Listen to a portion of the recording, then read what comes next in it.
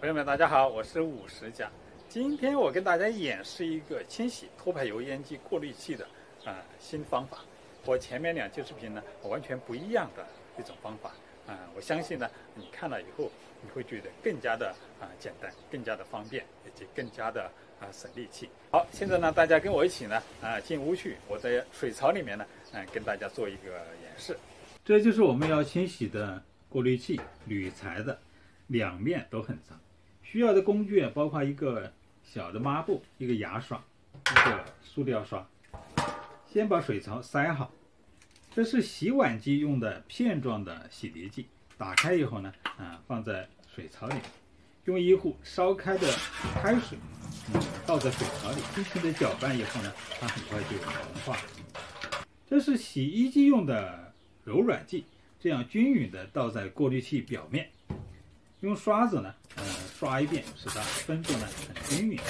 然后用水龙头里面放入热水，使热水刚好淹过过滤器表面呢，就可以了。就这样，我们让它静置10分钟左右。好，10分钟以后，我们回来呢，刷一下这个表面，正反2面呢都刷一遍。我们可以看到，刷完后呢，这表面干净了许多，但是水呢变得非常非常脏了。我们把脏水放掉，用热水冲表面，然后用一壶烧开的水呢再往表面冲一下，用牙刷正反2面呢刷一遍，再用刷子刷一遍。完成以后呢，把水放掉。我们现在可以看到呢，过滤器表面干净多了。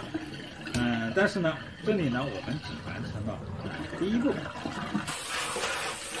现在我们这个水槽的水龙头里面放入热水，然后倒一点洗碗用的洗涤剂，用抹布呢使表面分布均匀，再用刷子刷一遍。完成以后呢，把水放掉，同时放冷水冲这个过滤器的表面，放冷水。这是我们的第2步。第3步，也是我们的最后一步，是放冷水在水槽里，然后滴一滴洗涤剂，对，滴一滴就可以了。最后呢，把过滤器呢放在冷水里面浸一浸，这样呢就完成了。